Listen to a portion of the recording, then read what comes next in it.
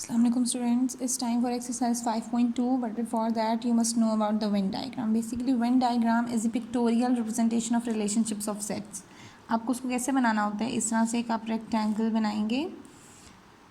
ये रेक्टेंगल क्या रिप्रेजेंट करता है, द होल यूनिवर्सल सेट, यानी कि तमाम जो सेट्स हैं उनका एक यूनिवर्सल सेट यहाँ पर हम उसमें रिप्रेजेंट करते हैं। बाकी सारी सिचुएशंस इसमें आ रही होती हैं। उसमें पहली सिचुएशन है सबसेट की, डिसजॉइंट सेट की और ओवरलैपिंग सेट की। ये तीन वो सिचुएशंस हैं जिनकी बेस पर हमारी पूरी वेन डायग्राम बेस कर रही होती है। लेट्स सपोज कि हमारे पास दो सेट अगर गिवन है।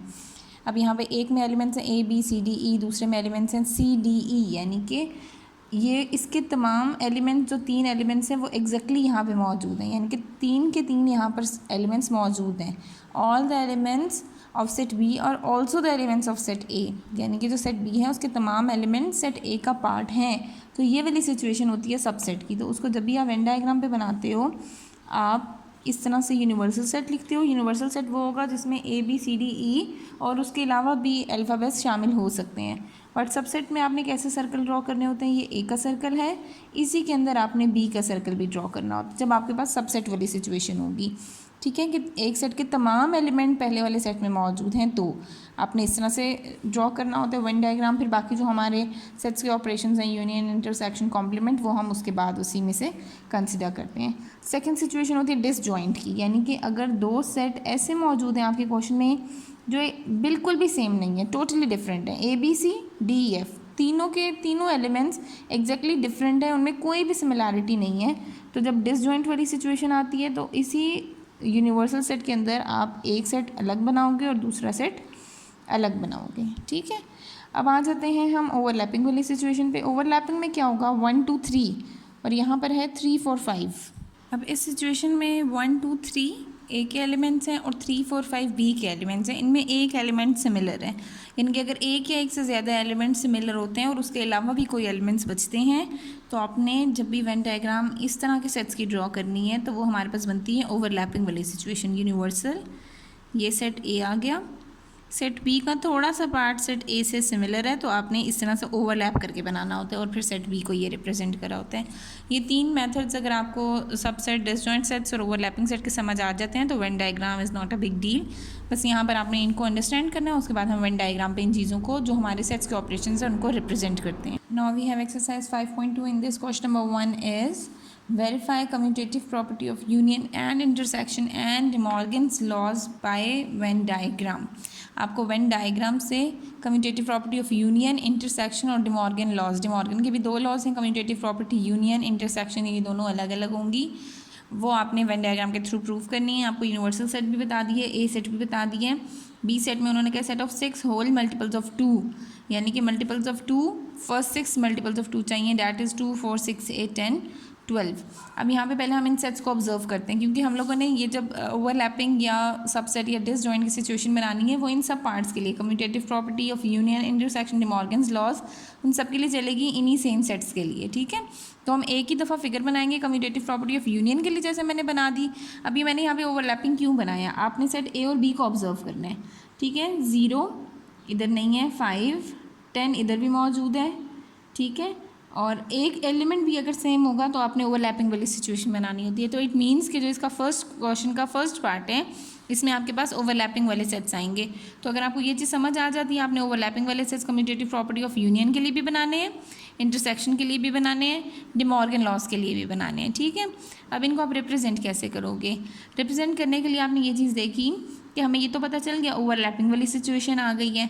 अब जब ओवरलैपिंग आ गई हमारे पास, उसमें हमने मेंशन कर दिया कि एक ही नंबर हमारे पास सेम था, डैट इज़ 10, तो वो ये वाला पार्ट 10 को रिप्रेजेंट कर रहा है।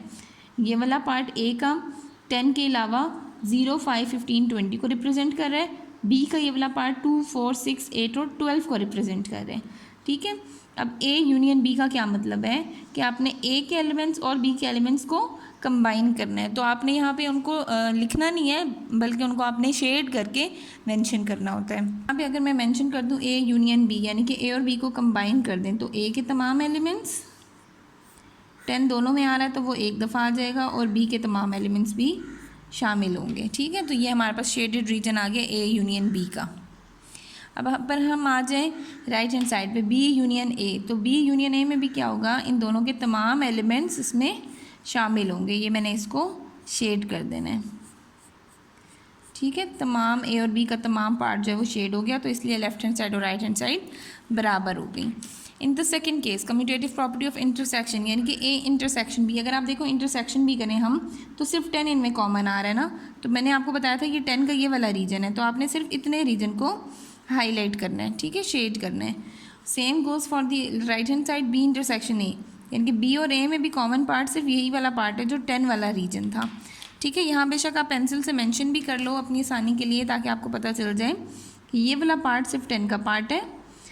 अब ए में 10 को हमने कॉमन कर दिया, 10 यहाँ आ गया, तो यहाँ रह गया था 0, 5, 15, 20, और बी में क्या रह गया था 2, 4, 6, 8 एंड 12, 10 यहाँ आ गया था।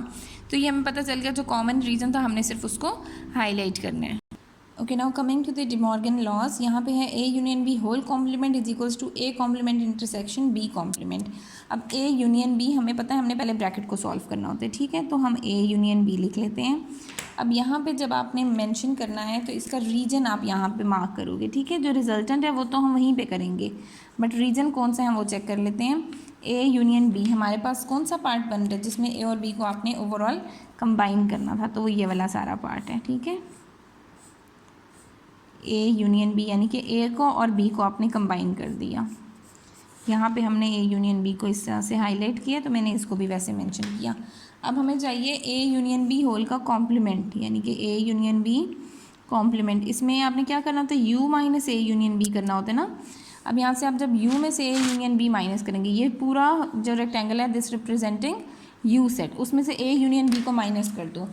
ए यूनियन बी यानी कि इतने रीजन को आपने इसमें कैलकुलेट नहीं करना, तो हमारे पास जो यू का बाकी एलिमेंट है वो आ जाएगा सारा, जो येलो पार्ट है, ठीक है।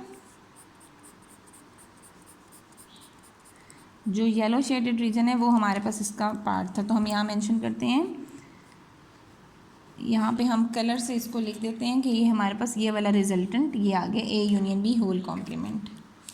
अब इसी की राइट हैंड साइड में लिखा हुआ है ए कॉम्प्लीमेंट, यानी कि यू में से ए को माइनस कर दें। तो जब हमने यू में से ए को माइनस कर दिया तो हमारे पास क्या एलिमेंट बच गया, ये वाला सारा पार्ट बच जाएगा। ए के अलावा वाला जितना रीजन है वो सब बच जाएगा। फॉर बी कॉम्प्लीमेंट, अब आपको यहाँ से बी कॉम्प्लीमेंट करना है, यू में से बी को माइनस कर दें, यानी कि ये यूनिवर्सल है, इसमें से आपने बी को माइनस कर देना है, ठीक है। यानी कि इतना पार्ट माइनस हो जाएगा, जैसे पहले ए का माइनस हुआ था, तो हमारे पास ये अब मैं ब्लू करती जा रही हूँ सबको, ठीक है। अब ए वाले रीजन में हमारे पास ब्लू आ जाएगा, बट आपने यहाँ से बी को हाईलाइट नहीं करना, ठीक है। ये मेरे पास ग्रीन और ब्लू वाला पार्ट आ गया, जिसमें थोड़ी सी लाइन्स हमारी ब्लू की हैं और कुछ लाइन्स हमारी ग्रीन की भी हैं। ये यू माइनस बी का ये वाला पार्ट था। उसके बाद है A complement intersection B complement, यानी कि अब आपने वो पार्ट मेंशन करना है जो ए के कॉम्प्लीमेंट में और बी के कॉम्प्लीमेंट में कॉमन पार्ट है। अभी देखें, यहाँ ए का भी रीजन सिंगल हाईलाइटेड है, ये बी का भी रीजन सिंगल हाईलाइटेड है, सिर्फ जो कॉमन रीजन है वो हमारे पास क्या बन रहा है, the overall the you part ना। तो यहाँ पर हमारे पास आप मेंशन कर दोगे कि जो हमारे पास ग्रीन का पार्ट है बी कॉम्प्लीमेंट में, हमारे पास वो सारा रीजन आ रहा था ना, और यहाँ पर इनका इंटरसेक्शन जो इनका कॉमन पार्ट है उसमें ब्लू और ग्रीन, यानी कि ये जो आउटर रीजन है outside the set A and B वो रीजन है।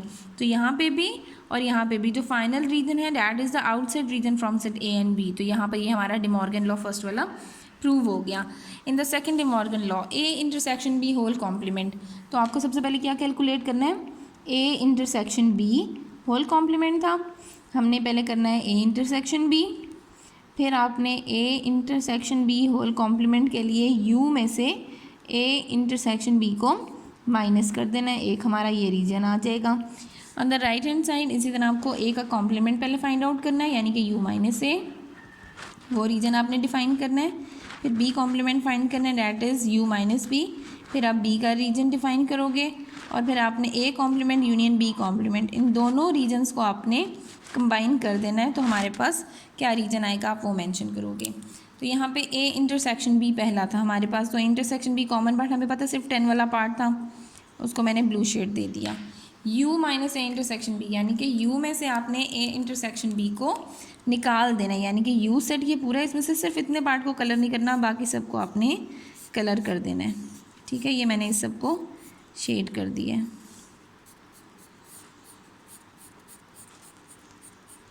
ठीक है, और यहाँ पे मैंने लिख दिया ये रेड वाला जितना रीजन था वो आ गया। अब हम राइट हैंड साइड पे जाते हैं तो ए कॉम्प्लीमेंट हमारे पास क्या होगा, यू माइनस ए। यू में से आपने ए को माइनस कर देना, यानी कि ए को कलर नहीं करना, बाकी तमाम पार्ट को आपने, तमाम रीजन को आपने यहाँ से शेड दे देना है। ठीक है, सिर्फ ए को आप शेड नहीं दोगे, बाकी तमाम रीजन को आपने यहाँ पर शेड दे दिया। तो यहाँ पे हमारे पास ए कॉम्प्लीमेंट में ये शेड था। अब हम बी कॉम्प्लीमेंट की बात करें तो यू माइनस बी। अब यू में से आपने बी को माइनस कर देना है, बी को शेड नहीं करना, बाकी तमाम एरिया जो है आपका इंक्लूडिंग ए वो आपका शेडेड एरिया हो जाएगा। ठीक है, बी को शेड किए बगैर, ये यहाँ पे मैं इसको हाईलाइट कर रही हूँ। ठीक है, अब यहाँ पर हमारे पास ये रेड वाला part with some blue part, और कुछ उसमें ए का एरिया भी शामिल है ना, जिसमें सिर्फ हमारी ये रेड लाइन्स हैं, ये वाला पार्ट है।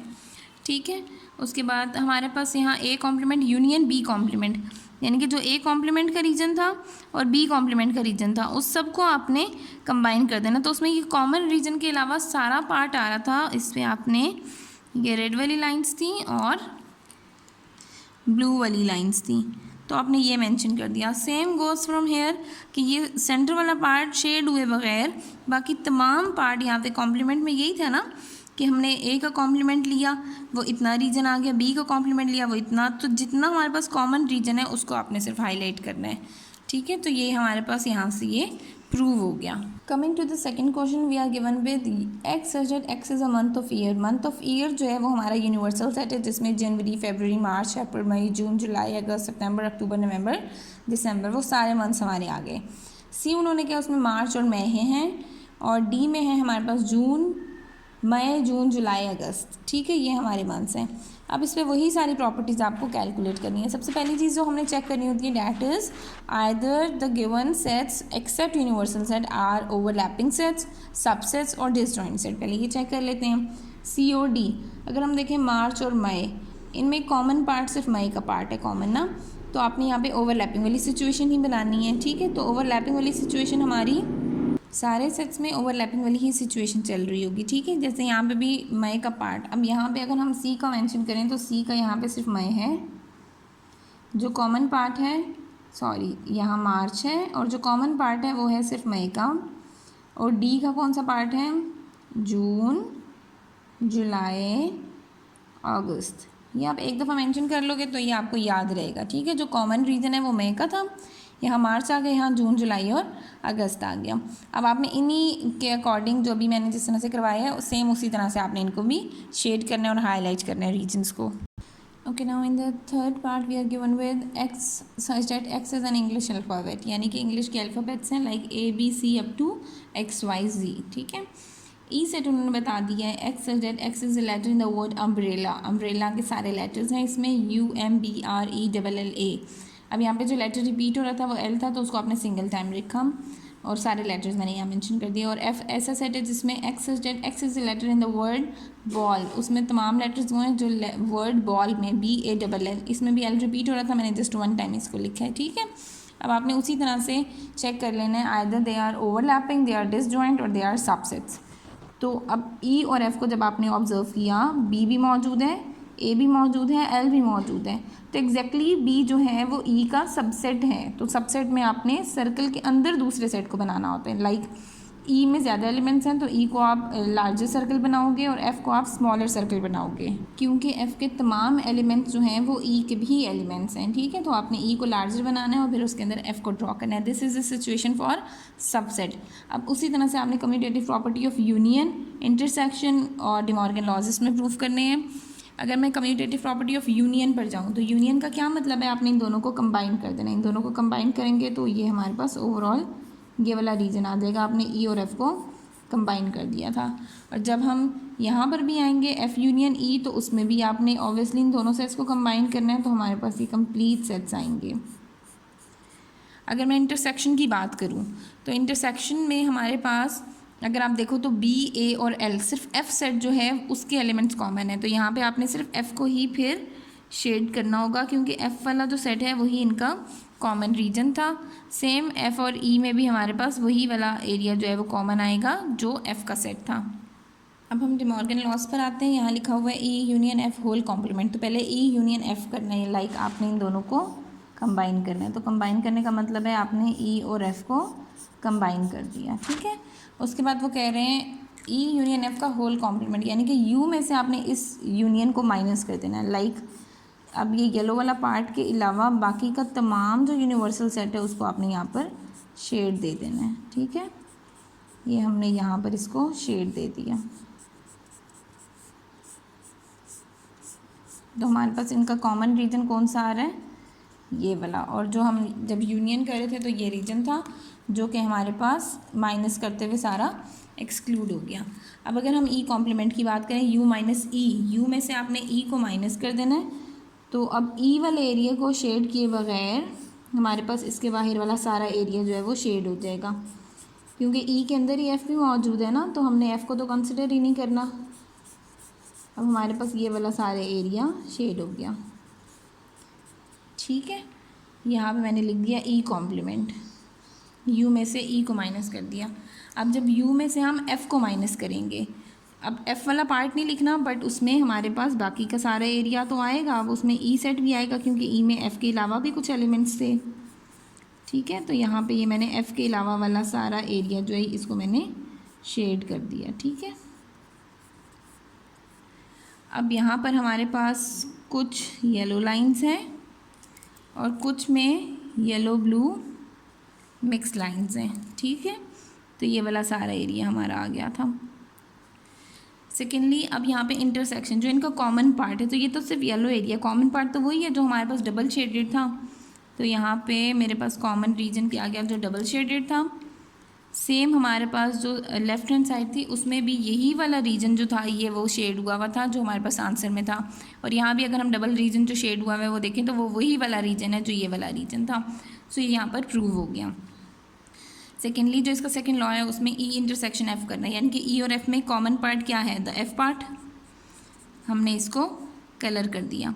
अब उन्होंने कहा you minus E intersection F, you में से ई इंटरसेक्शन एफ़ के पार्ट को माइनस करें तो हमारे पास बाकी का सारा जो एरिया है ब्लू के अलावा वाला वो सारा एरिया इसमें शामिल होगा। तो यहाँ पे मैंने इसको येलो कर दिया। अब ई कॉम्प्लीमेंट है, ठीक है, राइट हैंड साइड पे यू माइनस ई, यू में से आप ई को माइनस कर दें। ई को माइनस करेंगे तो ऑब्वियसली एफ़ के भी सारे एलिमेंट्स माइनस होंगे ना, क्योंकि एफ़ के तमाम एलिमेंट्स ई के भी एलिमेंट्स हैं। हमारे पास ये आउटर रीजन सारा यहाँ पर ऐड हो जाएगा, ठीक है। उसके अलावा ये हमारे पास ये आउटर रीजन हमने इसमें ऐड कर दिया। F compliment you minus F, you में से अब एफ़ को आप माइनस कर दो तो हमारे पास यू में से जब हम एफ़ को माइनस करेंगे तो ये डबल रीजन आएगा, लेकिन ई के तो कुछ एलिमेंट्स आएंगे ना इसमें। तो हमारे पास ये वाला एरिया बन गया जिसमें कुछ ब्लू लाइंस हैं और कुछ हमारी ब्लू और येलो मिक्स लाइंस हैं, ठीक है। अब इनको यूनियन करना है तो इसमें एफ़ के अलावा वाला जितना एरिया वो सब आ जाएगा। यहाँ पे भी यही था कि हमारे पास एफ़ के अलावा वाला सारा एरिया जिसमें थोड़ा सा ब्लू पार्ट है और थोड़ा सा ब्लू येलो मिक्स पार्ट है, ये वाला सारा हमारे पास रीजन आ गया। इसकी राइट हैंड साइड में भी यही रीजन बन रहा है, डैट इज़ एक्सेप्ट एफ़, वो सारा एरिया था। तो यहाँ भी एफ़ के अलावा वाला सारा एरिया हमारे आंसर में शामिल होगा। In the last part of question number 1 we are given with set of natural number, यानी कि 1 2 3 up to so on. G है 1 2 3 4 5 और एच है हमारे पास X square, X belongs to G, यानी कि जी के तमाम एलिमेंट्स का स्क्वायर जो है वो एक्स में मौजूद है, लाइक 1 4 9 16 एंड 25। अब आपने इसी तरह से commutative property of union intersection इसमें कैलकुलेट करनी है और इसको सॉल्व कर लेना है।